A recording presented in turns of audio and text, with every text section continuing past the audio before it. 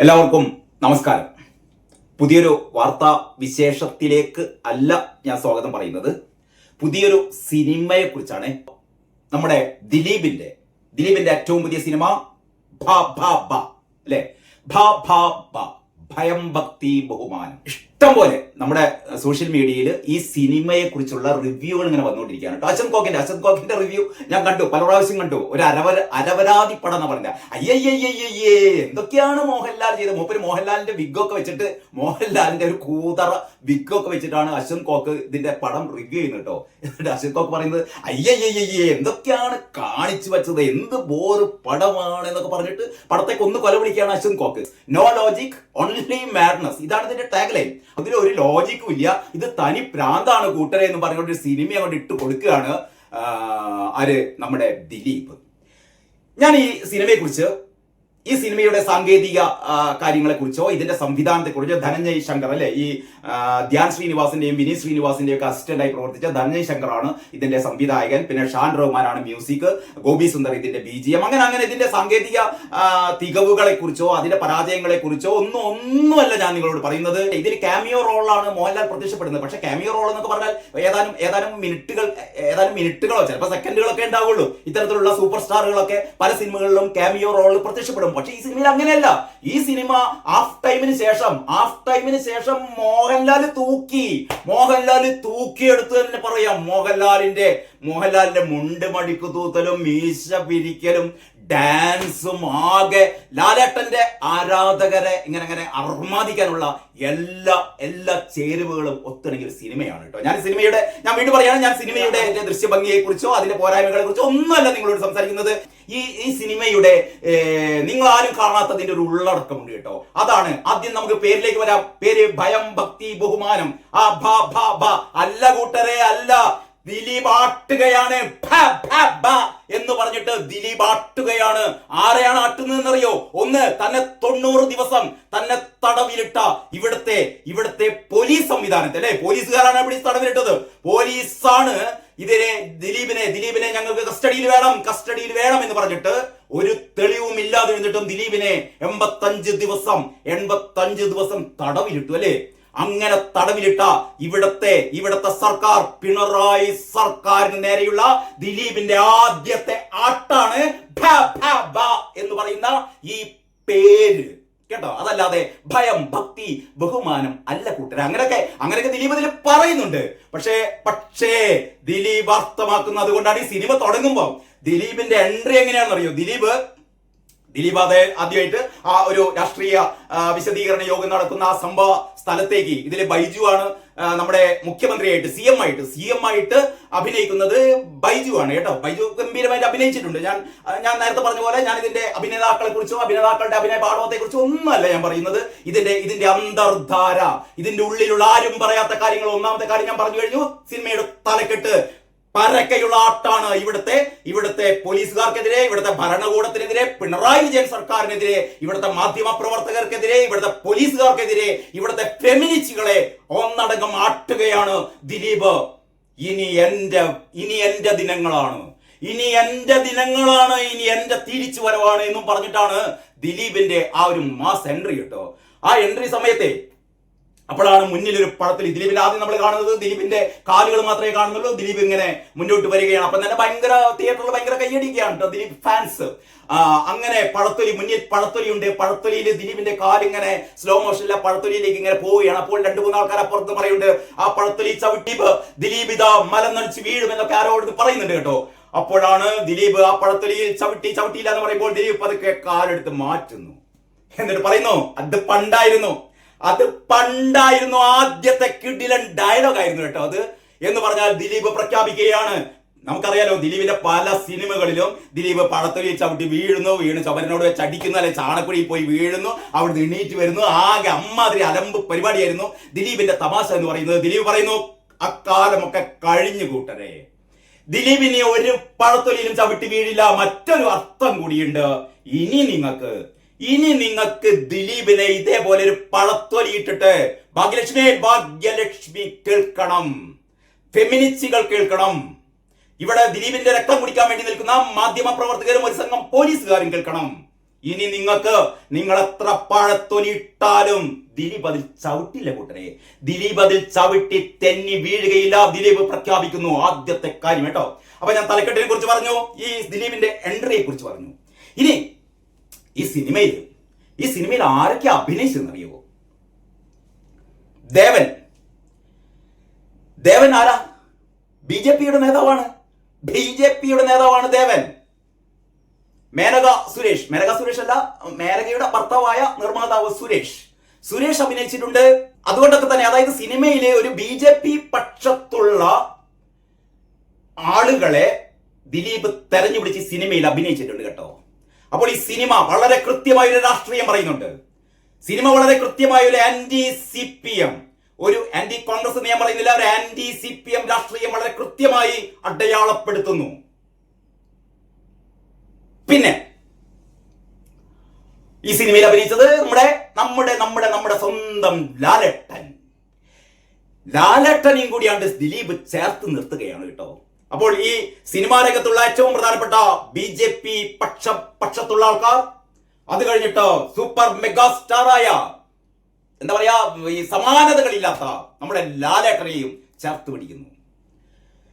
മലയാളത്തിലെ 1-ാം നമ്പർ നിർമ്മാതാവ് ഗോപാൽജിയുടെ നൃത്തമൊക്കെ ഉണ്ട് കേട്ടോ. ഇതാണ് ഈ സിനിമയുടെ ഒരു പ്രത്യേകത എന്ന് പറയുന്നത്. ഗോപാലേട്ടൻ അദ്ദേഹം നിർമ്മിക്കുന്ന ചില സിനിമകളിലൊക്കെ അദ്ദേഹത്തിന്റെ ചില മുഖങ്ങളൊക്കെ നമ്മൾ പ്രത്യക്ഷപ്പെട്ടിട്ടുണ്ട്. ഇതിൽ അങ്ങനെയല്ല. ഇതില് കൊമ്പം മീശൊക്കെ വെച്ചിട്ട് നമ്മളെ ലാലേട്ടന്റെ അണ്ണനായിട്ടാണ് മൂപ്പര് അഭിനയിക്കുന്നത്. ലാലേട്ടന്റെ അണ്ണൻ. അങ്ങനെ ഗോപാലേട്ടനെയും ചേർത്ത് നിർത്തുന്നു. പിന്നെ മലയാള സിനിമയിലെ ഇപ്പോഴത്തെ ഏറ്റവും പ്രബലരായ 2 സംവിധായകരും അഭിനേതാക്കളും ഒക്കെയാണ് ധ്യാൻ ശ്രീനിവാസനും വിനീത് ശ്രീനിവാസനും. നമുക്കൊക്കെ അറിയാം, മലയാള സിനിമയിൽ ഈ മട്ടാഞ്ചേരി മാഫിയ എന്ന് പറയുന്ന അധോലോക ഗുണ്ടാ സംഘത്തിന്റെ എതിർപക്ഷത്ത് നിലയുറപ്പിച്ചിരിക്കുന്ന നിർമ്മാണ അല്ലെങ്കിൽ എല്ലാ സിനിമയുടെ എല്ലാ സമസ്ത രംഗങ്ങളിലും കൈപ്പിടിയിൽ ഒതുക്കിയ ഒരു ടീമാണ് വിനീതും ധ്യാനെയും ഈ സിനിമയിൽ കൂട്ടുപിടിച്ചിരിക്കുന്നു. അപ്പോൾ ഇതാണ് ഈ സിനിമയുടെ ഒരു പൊളിറ്റിക്സ് എന്ന് പറയുന്നത്. ദിലീപ് പറയുകയാണ്, മലയാള സിനിമ ഇനി വരും ദിവസങ്ങളിൽ ഞങ്ങളുടെ കൈപ്പിടിയിലാണ്. ഗോപാലേട്ടൻ, ലാലേട്ടൻ, വിനീത് ശ്രീനിവാസൻ, ധ്യാൻ ശ്രീനിവാസൻ, ഇവിടുത്തെ BJP പക്ഷപാതികളായ എല്ലാ നടന്മാരെയും കൂട്ടിക്കൊണ്ട് ഇനി ഇവിടെ ഈ സിനിമയെ ദുഷിപ്പിക്കുന്ന മട്ടാഞ്ചേരി മാഫിയക്കെതിരെയുള്ള ഒരു അടിയായിരിക്കും മക്കളെ ഇനി നടക്കാൻ പോകുന്നു കേട്ടോ. അതിന്റെ ഒരു പ്രഖ്യാപനം കൂടിയാണ്, പ്രഖ്യാപനമാണ്. അതല്ലാതെ നിങ്ങൾ ഈ full of madness, no logic എന്നൊക്കെ പറഞ്ഞിട്ട് ഇതിന്റെ പിന്നാലെ പോയിട്ട് ഇതിലൊരു കഥയില്ല എന്ത് പഴയ കഥ എന്ന് പറഞ്ഞിട്ട് നടക്കണ്ട. അതല്ല സിനിമ, അതല്ല. ദിലീപ് ഇതിലൂടെ പ്രഖ്യാപിക്കുന്ന ഇതൊക്കെയാണ്, തീർന്നിട്ടില്ല, ഇനിയുമുണ്ട്. ദിലീപ് ഇതില് ഒരു മാനസിക രോഗ ചികിത്സാ കേന്ദ്രത്തിൽ കുറെ കാലം കിടന്നു എന്നൊക്കെയാണ് സിനിമയിൽ പറയുന്നത് കേട്ടോ. യഥാർത്ഥത്തിൽ അതാണ് വട്ടനാണ് ദിലീപിനെ വട്ടു പിടിപ്പിച്ചിരുന്നു. 8-9 വർഷം യഥാർത്ഥത്തിൽ ദിലീപ് ഒരു മെന്റൽ അസൈലത്തിൽ കിടക്കുന്ന പോലെയാണ്, ഒരു മാനസിക രോഗ ആശുപത്രിയിൽ കിടക്കുന്നത് പോലെയായിരുന്നു ദിലീപ് കഴിഞ്ഞ 9 വർഷം നമുക്കിടയിൽ കഴിഞ്ഞിരുന്നു കേട്ടോ. ഇതിൽ ബൈജു അവതരിപ്പിച്ച CM പിണറായി വിജയന്റെ തനി ഡിറ്റോ ആണ്. പിണറായി വിജയനെ മുറിച്ചെടുത്ത് വെച്ചതാണ് നമ്മുടെ ബൈജുവിന്റെ ഈ CM. തൂറാമുട്ടിയ മുഖ്യമന്ത്രി. അതാണ് ഒറ്റവാചകത്തിൽ ആ മുഖ്യമന്ത്രിയുടെ ഒരു ക്യാരക്ടർ നമുക്ക് പറഞ്ഞാൽ തൂറാമുട്ടിയ മുഖ്യമന്ത്രി. അതാണ് പിണറായി വിജയൻ. എണീറ്റ് നടക്കാൻ വയ്യാത്ത ഈ മുഖ്യമന്ത്രി എങ്ങനെയാണ് ഇനി ഞങ്ങളെ നയിക്കാൻ പോകുന്നതെന്നൊക്കെ ആകുലപ്പെടുന്ന എന്താ പറയാ, അദ്ദേഹത്തിന്റെ പാർട്ടിക്കാർക്കിടയിലേക്ക് കടന്നു വരുന്ന ആ ഒരു CM-നെയാണ് നമ്മൾ ഇതിലൂടെ കാണുന്നത് കേട്ടോ, ബൈജുവിലൂടെ കാണുന്നത്. അങ്ങനെ ഈ ബൈജുവിനെ തട്ടിക്കൊണ്ടുപോവുകയാണ്. അതാണ് ഈ സിനിമയുടെ രീതി. ഞാൻ സ്പോയിലർ ആകുന്നില്ല, കഥയിലേക്ക് കടക്കുന്നില്ല. എന്തായാലും ഈ CM-നെ വളരെ നിസ്സാരമായി തട്ടിക്കൊണ്ടുപോവുകയാണ് ദിലീപ് ഈ സിനിമയിൽ. അങ്ങനെയാണ് സിനിമ തുടങ്ങുന്നത്. അങ്ങനെയാണ് ഇതിന്റെ ഒരു തട്ടിക്കൊണ്ടുപോക്ക്. അപ്പോഴാണ് എല്ലാവരും പറയുന്നത്, ഇതെന്ത് ലോജിക് ഇല്ലാത്ത സിനിമ, ഇങ്ങനെയൊക്കെയാണ് തട്ടിക്കൊണ്ടുപോവുക, ഇങ്ങനെയൊക്കെയാണ് ഒരു കരിക്ക് കുടിപ്പിച്ചിട്ട് തൂറാമുട്ടിയിട്ട് ഓടി നടക്കുന്ന ഈ മുഖ്യമന്ത്രി ഒരു കാറ് കയറ്റിയിട്ട് കൊണ്ടുപോകുക എന്നൊക്കെ പറഞ്ഞിട്ടാണെങ്കിൽ ഇതൊക്കെ ഒരു ലോജിക്കും ഇല്ല. ഇല്ലടോ, ലോജിക് ഇല്ല, ഇതിനൊന്നും ഒരു ലോജിക് ഇല്ല. പോലീസുകാർ ഇങ്ങനെയുള്ള ഒരു സിനിമയിലും പണ്ടൊക്കെ നമ്മൾ കുട്ടമ്പിള്ള പോലീസിന്റെ മണ്ടത്തരങ്ങൾ ഒരുപാട് കണ്ടിട്ടുണ്ട് കേട്ടോ. ഇതൊന്നും അല്ല, ഇത് ലോകമണ്ടന്മാരായ പോലീസ്. ഇപ്പൊ നമുക്കറിയാലോ, എന്താ പറയാ, ഉടുത്തയിൽ അപ്പിട്ട് എന്നൊക്കെ പറയില്ലേ, ഉടുത്തയിൽ അപ്പിട്ട പോലെ നിൽക്കുകയാണ് ഇപ്പം. കാരണം ഇത് നമ്മളെ പുതിയ കേസ് ഉണ്ടല്ലോ. അപ്പൊ ഞാൻ പറഞ്ഞുകൊണ്ട് വരുന്നത്, ഇമ്മാതിരി മണ്ടം പോലീസ്. ഈ സിനിമയില് പോലീസ് എന്ന് പറഞ്ഞാൽ മണ്ടന്മാരെന്ന് പറഞ്ഞാൽ ആന മണ്ടന്മാരായ പോലീസ്.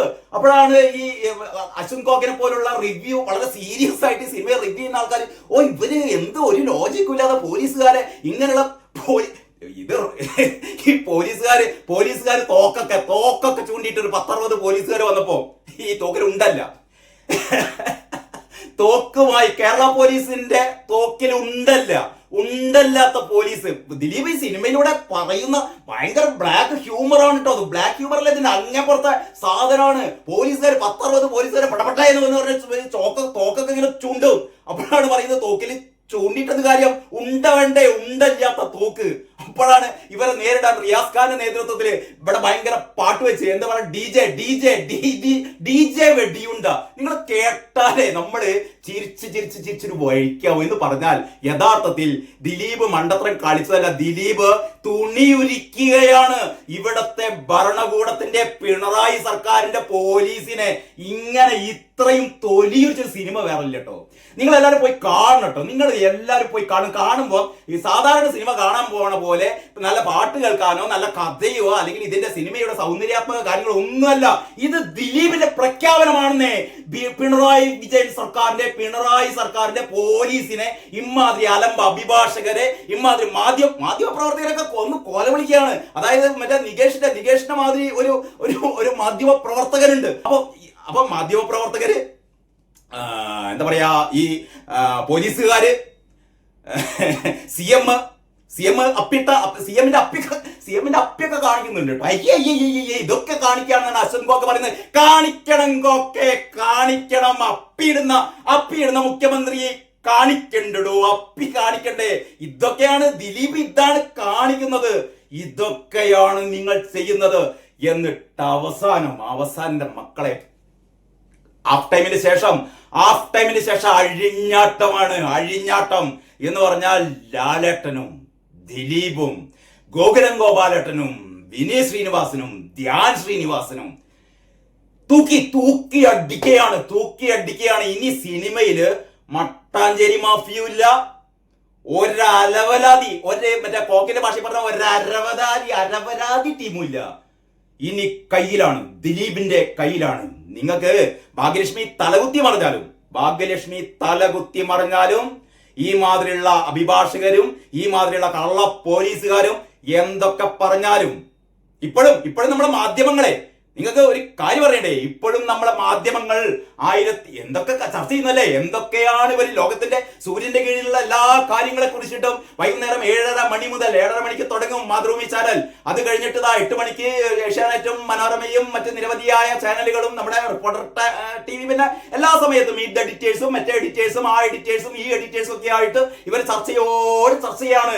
ധൈര്യമുണ്ട് ഇവർക്ക്. 1714 പേജുള്ള ഹണിയും വർഗീസ് ദിലീപ് നിരപരാധിയാണ് എന്ന് എഴുതി വെച്ച ആ വിധിന്യായം എടുത്ത് ചർച്ച ചെയ്യാൻ ഒരു മാധ്യമ പ്രവർത്തകനും ഒരു മാധ്യമ സ്ഥാപനത്തിനും ധൈര്യമില്ല. കാരണം ചർച്ച ചെയ്താലേ പണ്ട് ഛർദിച്ചതൊക്കെ വിഴുങ്ങേണ്ടി വരും. ഇത് ചർച്ച ചെയ്താൽ പണ്ട് ഇവര് ഛർദിച്ചത് അത്രയും വിഴുങ്ങേണ്ടി വരും. അതുകൊണ്ട് മാത്രം ഇവർ ചർച്ച ചെയ്യില്ല. അപ്പോഴാണ് ദിലീപ് എന്ന് പറഞ്ഞാൽ ഇത്രയേ ഉള്ളൂ, ആട്ടുകയാണ്. പോയില്ലടാ ഇനി എന്റെ കാലമാണ് എന്ന് ആരൊക്കെ പറയുന്നത്. ഇനി മറ്റൊന്ന്, ഇവരുടെ കൂടെ ആരുണ്ടെന്ന് അറിയോ? ഇവരുടെ കൂടെ മമ്മൂട്ടിയുണ്ട്. അതായത് ലാലേട്ടൻ്റെ ഒരു ഡയലോഗ് ഉണ്ടോ, എന്താ പറയാ, ഇച്ചാക്ക യെസ്. അതായത് ഇച്ചാക്ക എന്ന് മോഹൻലാൽ മാത്രമാണ് മമ്മൂട്ടിയെ വിളിക്കുന്നത് എന്ന് പറഞ്ഞാൽ ഇച്ചാക്ക ഇതിൽ സിനിമയിൽ അഭിനയിച്ചിട്ടില്ലെങ്കിലും ഇച്ചാക്കയുടെ പേര് കൂടി ചേർത്ത് വെച്ചുകൊണ്ട് മമ്മൂട്ടിയെ കൂടി ചേർത്ത് വെച്ചുകൊണ്ട് മമ്മൂട്ടി, മോഹൻലാൽ, ദിലീപ് എന്ന് പറയുന്ന ഒരു കൂട്ടുകെട്ട് വരാൻ പോകുകയാണ് മക്കളെ. അപ്പോൾ ഞാൻ പറഞ്ഞുകൊണ്ട് വരുന്നത്, ഈ സിനിമ ഇനിയും പറയാനുണ്ട്. ഈ സിനിമകളെ കുറിച്ച് ഒരുപാട് പറയേണ്ടത് അടുത്ത വീഡിയോയിൽ പറയാം. അപ്പൊ യഥാർത്ഥത്തിൽ ഈ സിനിമ നിങ്ങൾ കാണാൻ പോകണം. കാണാൻ പോകുമ്പോൾ നിങ്ങൾ ഈ ഒരു ആസ്പെക്റ്റിൽ വേണം കേട്ടോ ഈ സിനിമ കാണാൻ. അല്ലാതെ ഈ സിനിമ മറ്റ് സിനിമകളെ പോലെ ഇങ്ങനെ കണ്ട് ത്രില്ലടിച്ചിരിക്കാനുള്ള ഒരു സിനിമയല്ല ഇത്. ഇതിൽ കഥയില്ല. ഇതിൽ മുഴുവൻ വാസ്തവങ്ങൾ 100%. ഏറ്റവും ഒരു പൊളിറ്റിക്കൽ ത്രില്ലർ എന്ന് വേണം പറയട്ടോ. ഇങ്ങനത്തെ ഒരു രാഷ്ട്രീയ ആക്ഷേപഹാസ്യ സിനിമ, രാഷ്ട്രീയ ആക്ഷേപ ഹാസ്യം വേണ്ട, രാഷ്ട്രീയ ആക്ഷേപ ത്രില്ലറാണ് യഥാർത്ഥത്തിൽ ഭ ഭ ഭ.